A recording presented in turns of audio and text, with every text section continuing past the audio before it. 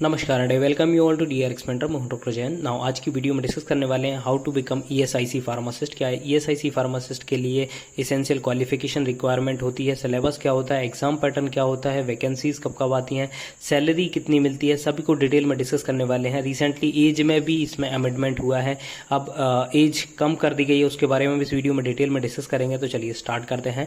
But उससे पहले यदि आपने चैनल को सब्सक्राइब नहीं किया तो चैनल को सब्सक्राइब कर लीजिए, सो दैट आपको फार्मेसी से रिलेटेड जितनी भी इंपॉर्टेंट अपडेट है वो मिलती रहेगी। एडिशनली आप हमारे चैनल को ज्वाइन कर सकते हैं, जहां पर मात्र 29 रुपीज़ में आपको मिलेंगे प्रीवियस ईयर के रेलवे फार्मासिस्ट, ईएसआईसी, सीजीएचएस और स्टेट गवर्नमेंट के फार्मासिस्ट के क्वेश्चन पेपर प्रोवाइड कराए जाएंगे, जो कि बहुत ज़्यादा इंपॉर्टेंट होते हैं। आपको जरूर से उनको अटेम्प्ट करना चाहिए। और जिन्होंने मेंबरशिप ली है, जिनके पास अभी तक क्वेश्चन पेपर नहीं पहुंचे हैं, तो उनको जरूर इस वीडियो में कमेंट करिएगा अपना मोबाइल नंबर, सो दैट मैं आपको जो भी पीडीएफ्स हैं वो आपको स्टडी मटेरियल अवेलेबल करा दूंगा। और नाउ यदि आप रेलवे के लिए सीरियसली प्रिपेयर कर रहे हैं तो आप हमारे कम्युनिटी सेक्शन को विजिट कर सकते हैं, जहां पर अपलोडेड है मोर देन 1000 एमसीक्यूज, जो कि बहुत ज़्यादा इंपॉर्टेंट है upcoming railway pharmacist of point of view से। उनको अटेम्प्ट करके आप अपनी प्रिपरेशन को एनालाइज कर सकते हैं। देखिए, एक मैंने पोल जनरेट किया था, बहुत कम लोगों ने रिस्पॉन्स किया, लगभग 899 लोगों ने ही रिस्पॉन्स किया है।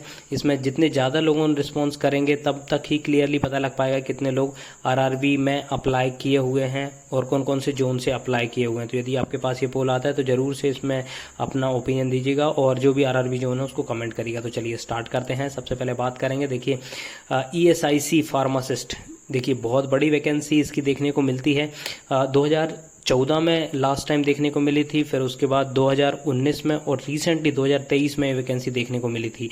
ठीक है, तो जो 23 वाला नोटिफिकेशन है वो आप यहाँ पर देख सकते हैं। 23 में जो अलग अलग रीजन्स में वैकेंसी आई थी, ठीक है, तो जो फार्मासिस्ट की वैकेंसी आई थी यहाँ पर आप देख सकते हैं दिल्ली रीजन में। यहाँ पर देखिए आप पोस्ट इन दिल्ली एनसीआर रीजन, तो यहाँ पर आप आएंगे लगभग 91 पोस्ट आई थी ओवरऑल पोस्ट, ठीक है, जो कि बहुत ज़्यादा वैकेंसी, बहुत अच्छा खासा अमाउंट था वैकेंसी का। तो ऐसी सभी रीजन में आई थी। ईएसआईसी कर्नाटका, ईएसआईसी ऐसे हर जगह इसकी वैकेंसी, देहरादून, ऐसे सभी जगह रीजन्स में इसकी वैकेंसी आई थी। दिल्ली में सबसे ज़्यादा देखने को मिली थी।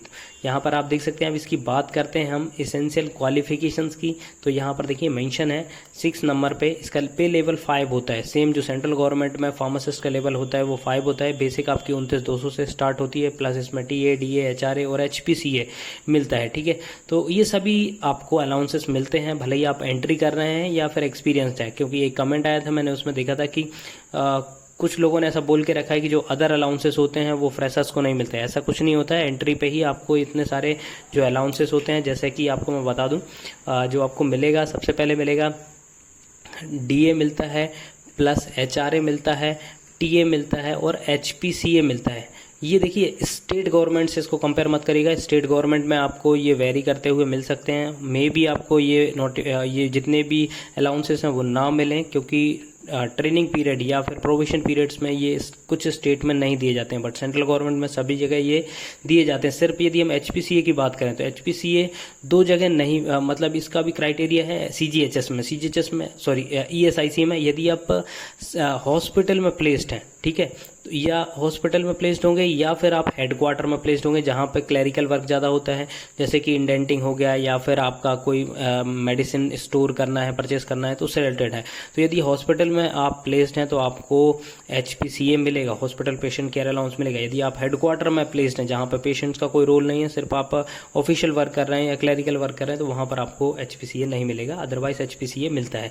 ठीक है, तो इतने सारे अलाउंसेस मिलते हैं, तो जो कि लगभग आपको 60K तक सैलरी पर मंथ बनती है। इसमें डिडक्शन होता है, उसके बारे में हम आगे डिटेल में डिस्कस करेंगे। तो 60K तक आपकी सैलरी बनती है सेंट्रल गवर्नमेंट में। अब इसके एज क्राइटेरिया की बात करें तो यहाँ पर आप देख सकते हैं नॉट एक्सीडिंग 32 ईयर थी पहले। ठीक है, रिसेंटली क्या हुआ है, अब ये 32 थी, इसमें अलग अलग जैसे जो रिजर्व कैटेगरी थे उनको अलग अलग रिलैक्सेशन मिलता है। जैसे ओबीसी वालों को 3 साल का मिलता था, तो 32 और 3 35 ईयर तक भर सकते हैं। SC ST वालों को 5 साल का मिलता, तो लगभग 37 साल तक वो फॉर्म फिलअप कर सकते थे। बट अभी इसका एक अमेंडमेंट आया था, ये आप देख सकते हैं, हालांकि ये 2023 का है, तो इसमें अभी तक इसका गैजेटेड नोटिफिकेशन नहीं आई है। इनकी तरफ से रिक्रूटमेंट रूल फ्रेम करे गए थे, जिसमें 981 वैकेंसीज के बारे में मेंशन था। और इसका देख सकते हैं आप एज क्राइटेरिया बिटवीन 18 to 27, तो जो वहाँ पर 32 थी वो रिड्यूस करके 27 कर दी गई। तो अब मान के चलिए आप जो जर्नल की एज रहेगी वो 27 रहेगी। यदि हम इसमें ओबीसी की बात करें तो उनको 3 साल का मिलेगा और SC/ST वालों को 5 साल का रिलैक्सेशन मिलेगा। तो ओबीसी वाले 30 साल तक फॉर्म फिलअप कर सकते हैं, जनरल वाले 27 साल तक, और SC/ST वाले आपको यहाँ पर फॉर्म फिलअप कर पाएंगे 32 ईयर तक। तो ये अमेंडमेंट हुआ है जिसको आपको ध्यान में रखना है। अब इसके अदर इन्फॉर्मेशन के बारे में बात कर लेते हैं। यदि इसेंशियल क्वालिफिकेशन की बात करें तो degree in pharmacy, senior secondary with diploma in pharmacy from a recognised institution and qualified registered as a pharmacist under PCI act 1948। तो यहाँ पर डी फॉर्म, बी फॉर्म और आपके पास रजिस्ट्रेशन होना चाहिए। तो या तो आपके पास डी फॉर्म हो, रजिस्ट्रेशन होना चाहिए, या फिर डिग्री है तो फिर रजिस्ट्रेशन, आपको दोनों चीज़ होनी चाहिए। तो यहाँ पर दोनों ही अप्लाई कर सकते हैं, बी फॉर्म और डी फॉर्म दोनों ही अप्लाई कर सकते हैं, जो कि बहुत अच्छी है, क्योंकि हम रिसेंटली देख रहे हैं कि बहुत सारी वैकेंसीज में डी फॉर्म वालों को एलिजिबल नहीं किया जा रहा है। तो अभी तक स्टिल इसमें कोई अमेंडमेंट नहीं आया। जैसे कि CGHS में हमें एक अमेंडमेंट देखने को मिला था कि वहां पर डी फॉर्म वालों को एक्सक्लूड कर दिया है, सिर्फ वहां पर बी फॉर्म को ही अपॉर्चुनिटी, बी फॉर्म और फॉर्म डी को ही अपॉर्चुनिटी दी गई है, ठीक है, रिक्रूटमेंट रूल में, बट डी फॉर्म वालों को अलग कर दिया गया। यहाँ पे अभी तक स्टिल कोई भी नहीं आया। इसमें भी आप यहाँ पर देख सकते हैं, इसमें जो रिक्रूटमेंट रूल में उनने मॉडिफिकेशन किया है, यहाँ पर भी आप देख सकते हैं degree in pharmacy, senior secondary with diploma in pharmacy. तो यहाँ पर बी फॉर्म, डी फॉर्म दोनों ही अप्लाई कर पाएंगे, कोई ऐसी प्रॉब्लम नहीं है जैसे CGHS के साथ है। इसके एग्ज़ाम पैटर्न की बात कर लेते हैं। तो यहाँ पर आप देखेंगे इसका एग्ज़ाम पैटर्न मेंशन है। हाँ, यहाँ पर ये देखिए एग्जाम स्कीम दी गई है, जिसमें कि आपका टेक्निकल आएगा, मतलब फार्मेसी के 50 क्वेश्चन आएंगे 100 नंबर के, मतलब एक क्वेश्चन आपका 2 नंबर का होगा। General awareness, general intelligence, arithmetic ability 10 question आएंगे आपके अवेयरनेस के, 20 इंटेलिजेंस के और 20 एरिथमेटिक एबिलिटी के, जो कि एक नंबर के रहेंगे। तो टोटल ये 50 नंबर का होगा। 100 मार्क्स का आपका टेक्निकल होगा, नॉन टेक्निकल आपका 50 मार्क्स का होगा। तो टोटल आपके 100 क्वेश्चन आएंगे 150 मार्क्स के, ठीक है। तो ये दोनों ही लैंग्वेज में आता है। कई लोगों का क्वेश्चन होता है कि ये हिंदी में आएगा कि इंग्लिश में आएगा, तो यहाँ पर बाइलिंगुअल होता है, हिंदी इंग्लिश दोनों में ही क्वेश्चन पेपर आता है। 60 मिनट्स आपको दिए जाएंगे टेक्निकल के लिए, 60 नॉन टेक्निकल की, मतलब 120, 2 घंटे टोटल आपको अलॉटेड होंगे। यहाँ पर देखिए नेगेटिव मार्किंग भी होती है, 0.25% मार्क्स होती है, ठीक है। और यहाँ पर क्वालिफाइंग मार्क्स भी है, जैसे कि आपको जर्नल के हैं तो आपको 45% मार्क्स लाना पड़ेगा, ठीक है। The qualifying written mark exam will be 45 for unreserved category, 40% for OBC EWS category, 35% for SC/ST और 30% फिजिकली हैंडीकैप कैटेगरी वालों को यहाँ पर एग्जाम में मार्क्स लाना पड़ेगा, तभी वो क्वालिफाई होंगे, ठीक है। तो ये आपका पूरा टोटल एग्जाम स्कीम है। अब मैं यहाँ पे क्यों बता रहा हूँ, क्योंकि आपको प्रिपरेशन अभी से स्टार्ट करना पड़ेगा। ये जब नोटिफिकेशन आया था तो उसके 1 मंथ बाद ही, 1 से 2 मंथ, आई थिंक 2 मंथ में ही इसका एग्जाम कंडक्ट करा लिया गया था, बहुत कम समय मिला था। तो इसलिए यदि आप किसी भी गवर्नमेंट फार्मासिस्ट बनना चाहते हैं तो अपनी प्रिपरेशन अभी से स्टार्ट करिए, सो दैट आपको एग्जाम टाइम में कोई भी प्रॉब्लम फेस ना करना पड़े। नेक्स्ट यहाँ पर सिलेबस की बात करें तो जो फार्मेसी का आपका टोटल सिलेबस, जो पूरा सिलेबस है वही यहाँ पर आता है, ठीक है।